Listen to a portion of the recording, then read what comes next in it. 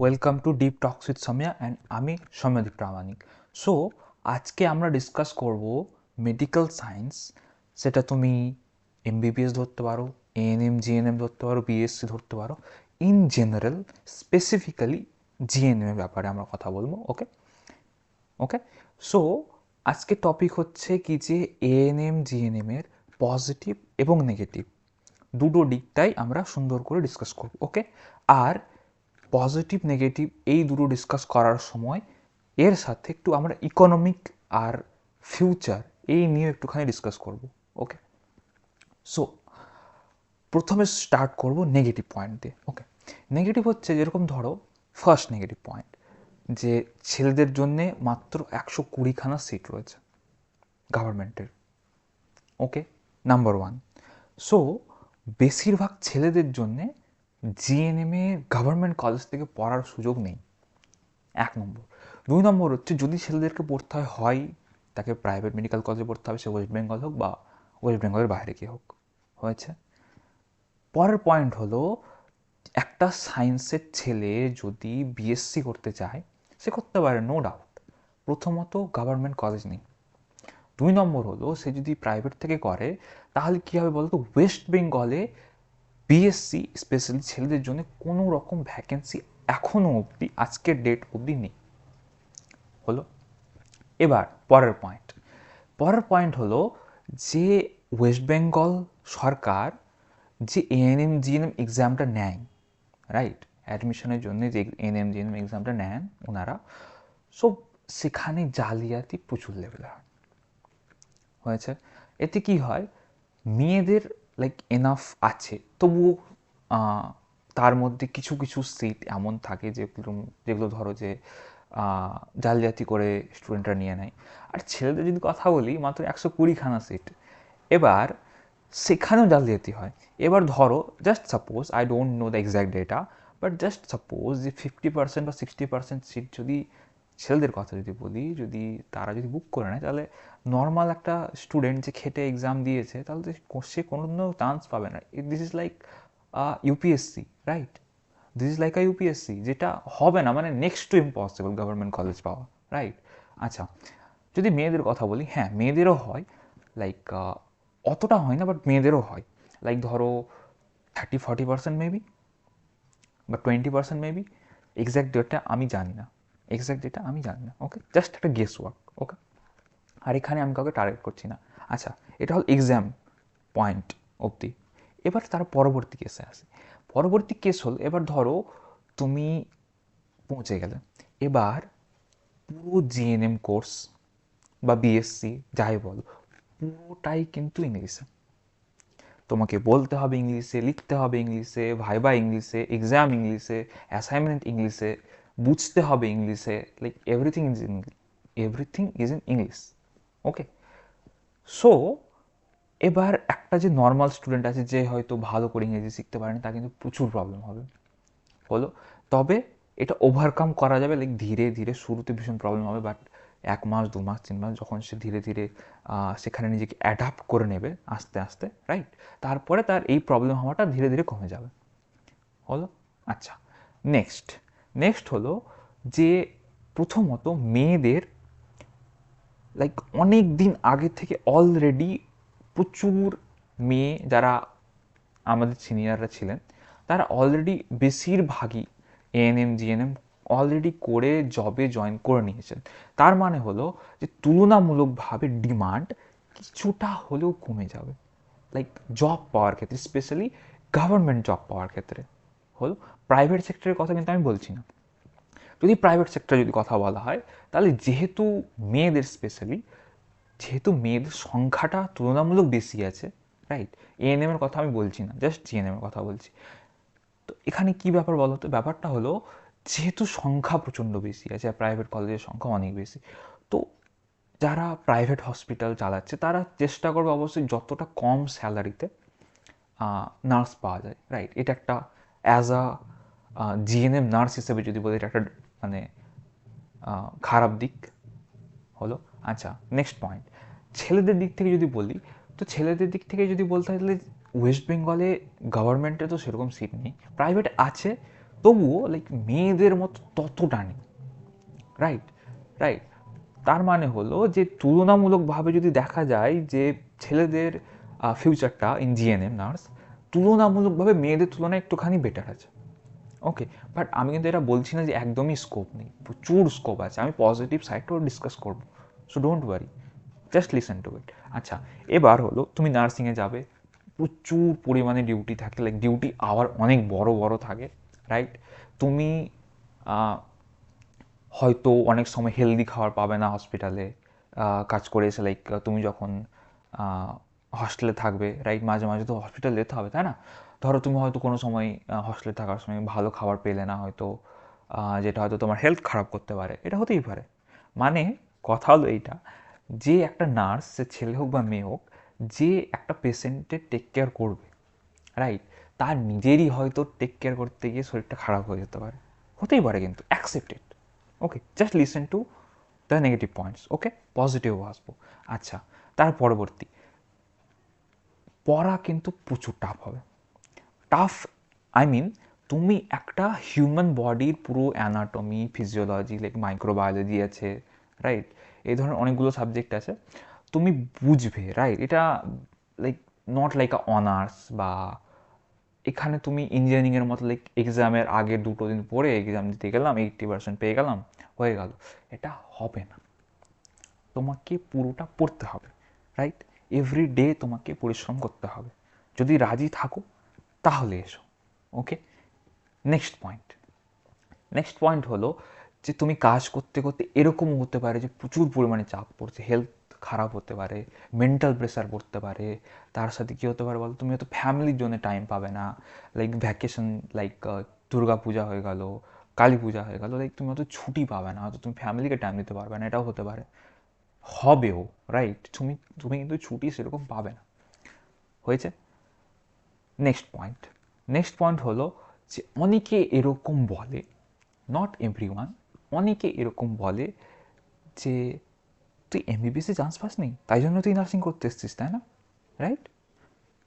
এটা হলো একটা অনেক বড় নেগেটিভ পয়েন্ট, যেটা সাধারণ মানুষ বোঝে না। যখন না বুঝে অনেক কেউ অনেক ধরনের কথা যখন একটা নার্সকে বলে দেয়, তখন না তার ভীষণ খারাপ লাগে, কি যে সত্যি তো আমি কি এতটাই খারাপ স্টুডেন্ট যে আমি এমবিবিএসে চান্স পাইনি, তাই জন্য আমি এখানে এসেছি, নিজের ওপর সেলফ ডাউট হতে শুরু করবে অনেক সময়, রাইট। এটাও কিন্তু পসিবল। আর কি হতে পারে, আর হতে পারে যে তোমার এটা মনে হতে পারে যে তুমি যখন ডিউটি করবে, লাইক হসপিটালে যখন জব করবে, রাইট, বা তুমি যখন প্রাইভেট সেক্টরে কোথাও জব করবে, এটা ছেলে মেয়ে সবার জন্য বলছি, তোমার এটা মনে হতে পারে যে যতটা আমরা কাজ করছি সে অনুযায়ী কিন্তু আমরা বেতন পাচ্ছি না, এটাও হতে পারে। ওকে, এটাও কিন্তু হতে পারে। সো আরও অনেকগুলো নেগেটিভ পয়েন্ট থাকতে পারে, রাইট। যেরকম ধরো যে তোমার এমন একটা গ্রামে বা এমন একটা এরিয়াতে, লাইক তোমার পোস্টিং হলো, রাইট, সেটা ইন্টার্নশিপের সময় হতে পারে, বা হয়তো লাইক ধরো জবের সময় হতে পারে, যে এমন কিছু কিছু মানুষের সাথে তোমার এক্সপিরিয়েন্স হবে যারা হয়তো তোমার মানে আনকমফোর্টেবল ফিল হবে, তোমার যে জায়গাটা হয়তো ভালো না, বা লাইক ভীষণ রিস্কি জায়গা, এটা হতে পারে। আর কি হতে পারে বলো তো, লাইক তোমার কালিগরা যারা আছে আশেপাশে, তারা হয়তো লাইক তোমাকে হয়তো সাপোর্ট করছে না, বা তুমি হয়তো তাদের সাথে নিজেকে মানিয়ে নিতে পারছো না, এটাও হতে পারে, রাইট। হস্টেলে এরকম হয় যে র্যাগিং, সেটা তো আমি যাওয়ার পরে বলতে পারবো আছে কি নেই আমার কলেজে, বাট হতে পারে, না হওয়ার কিছু নেই। সিনিয়র জুনিয়র ইন্টারাকশনের সময় র্যাগিং হতেই পারে, হবে না বলা যাবে না, আবার হবেই এটাও বলা যাবে না, হতে পারে, রাইট। তোমাকে রুম শেয়ার করে থাকতে হবে, অনেকে হতে পারে কি যে হয়তো একে মানে একটা রুমে হয়তো অনেকজন হয়তো পছন্দ করে না, মেবি হতে পারে, তো সেখানে হয়তো তোমার প্রবলেম হতে পারে, রাইট।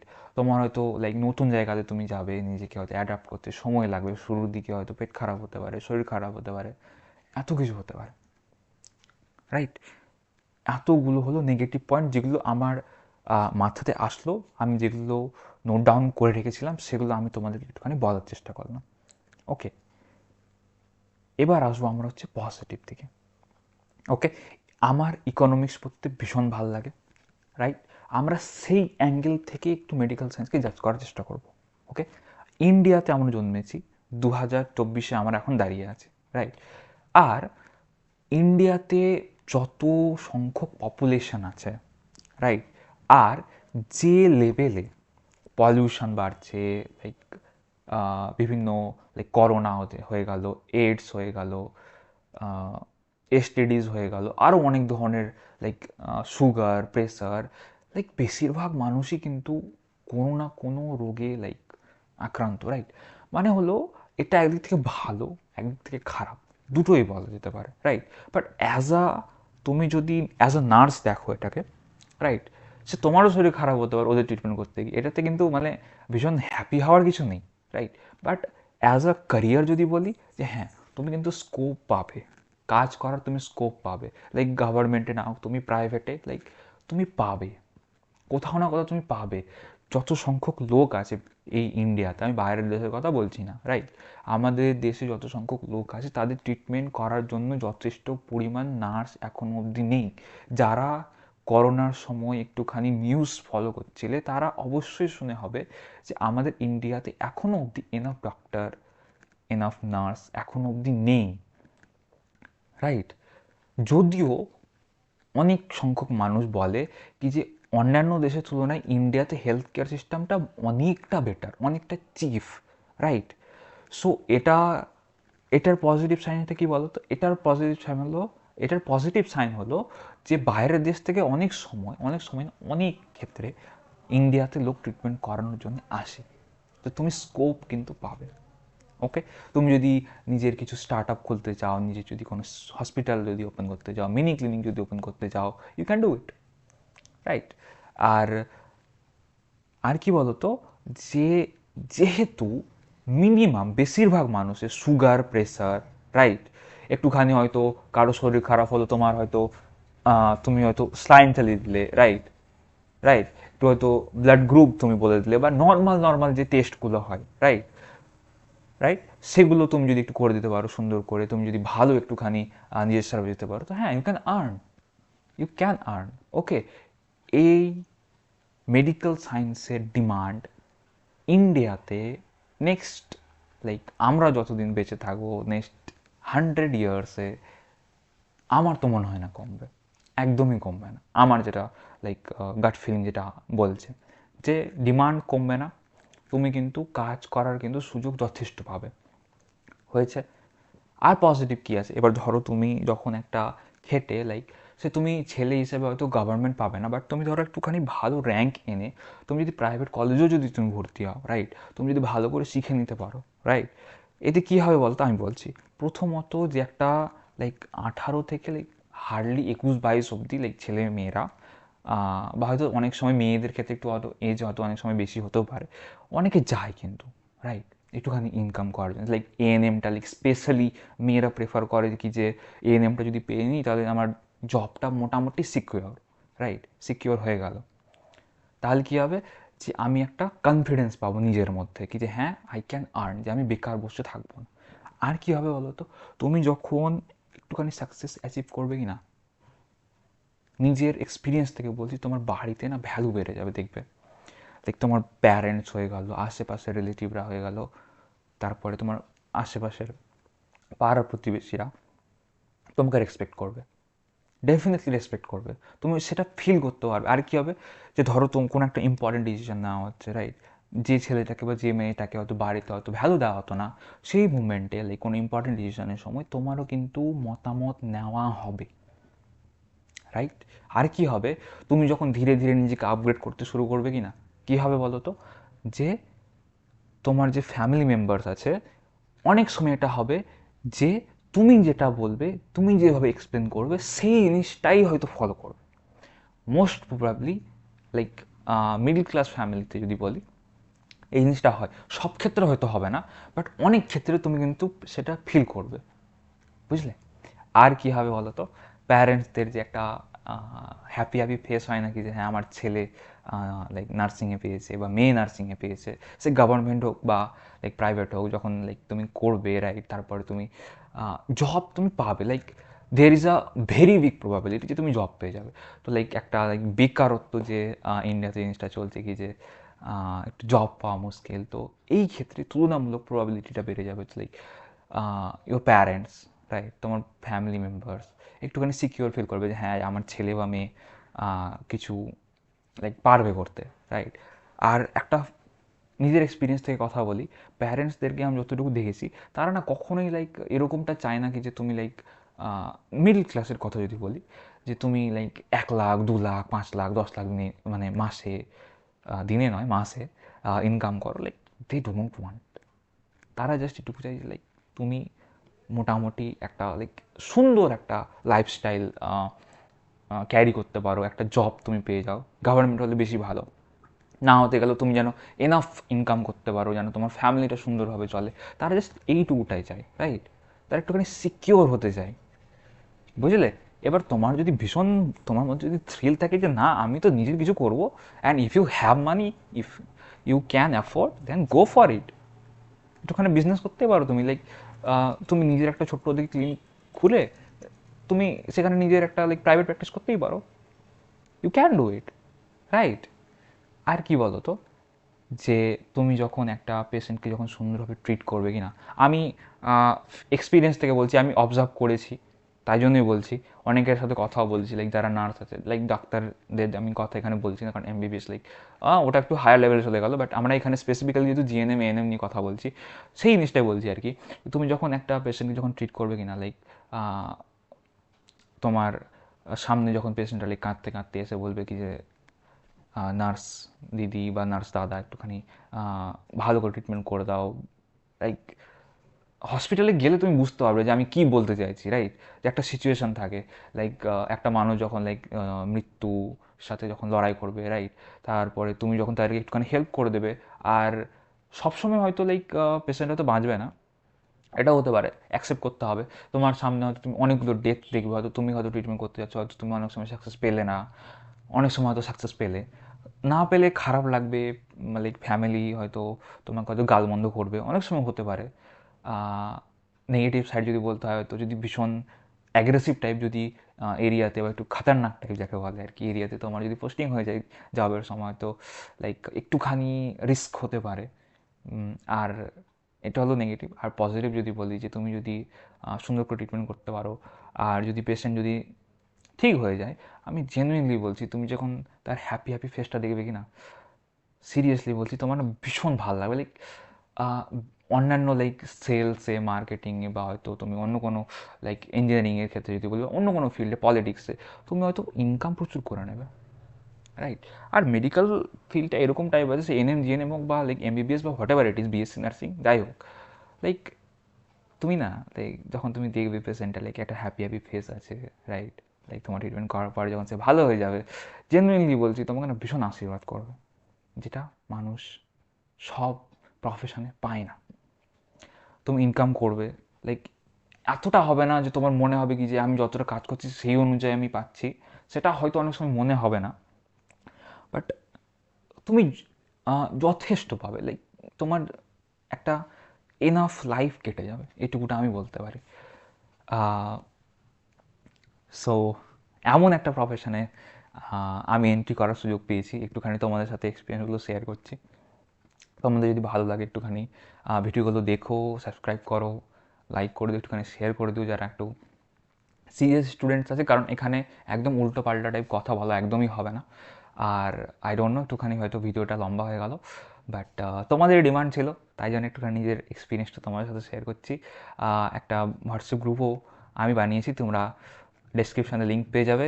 আর একটা সিরিজ স্টার্ট করবো, লাইক ভাবছি, আমি হোয়াটসঅ্যাপে অলরেডি ইমপ্লিমেন্ট করে দেখেছি কি যে ডেলি একটা করে আমি কোয়েশ্চেন দিই, এরকমভাবে না কি যে লাইক যা থা কোয়েশ্চেন কোনো বুক থেকে না, লাইক রেলিভেন্ট টাইপ, যে টাইপের কোয়েশ্চেনগুলো লাইক আসে দিনে একটা, বেশি না। আমি 50টা কোয়েশ্চেন তোমাকে জিজ্ঞাসা করবো না, আমি একটা কোয়ালিটি কোয়েশ্চেন জিজ্ঞাসা করবো, যেটা লাইক একটা কোয়েশ্চেন থেকে তোমার না 5টা টপিক হয়তো আরও ডিভিশন হয়ে যাবে, এরকম টাইপ। ওকে, সো আমি এরপর থেকে লাইক চেষ্টা করবো লাইক কমিউনিটি সেকশানে কোয়েশ্চেনগুলো দিয়ে দেওয়ার, তোমরা সেখানে গিয়ে অ্যান্সার টাইপ করে দিতে পারো, কোনো অসুবিধা নেই। আর হোয়াটসঅ্যাপে জয়েন করলে তো তোমরা সেখানে লাইক অ্যান্সার দিতে পারো, কোনো ডাউট থাকতে গেলে কমেন্ট বক্সে দিয়ে দিও, হোয়াটসঅ্যাপে জয়েন করে সেখানে ডাউট দিতে পারো। বাট বেশি ভালো হবে কি তোমরা যদি ইউটিউবে যদি একটুখানি টাইপ করে দাও, রাইট? আর যাবো কিছুদিনের মধ্যে কলেজ, রাইট? এখন বাড়িতে আছি, কলেজে গিয়ে আবার ভিডিও শ্যুট করব। ওকে, সেখানে গিয়ে হস্টেল লাইফ কেমন লাগছে, সেখানে কী ফিল হচ্ছে, লাইক কেমন লাগে হস্টেলে একা থাকতে, রাইট, সেই জিনিসগুলো। তারপরে আমরা কী কী করছি দিনে, কী কী করতে হয়, কোথায় কোথায় আমাদেরকে যেতে হয়, রাইট, সমস্ত এক্সপিরিয়েন্সগুলো তোমাদের সাথে একটুখানি শেয়ার করবো। ভালো লাগলে সাবস্ক্রাইব করো, কিছু ভুল হলে ক্ষমা করে দিও। Like I am not a professional YouTuber, একটুখানি শেখার চেষ্টা করছি, একটুখানি তোমাদের হেল্প চাইছি। আর থ্যাংক ইউ, অ্যান্ড ভীষণ ভালো করে পড়তে থাকো। All the best. Thank you, by.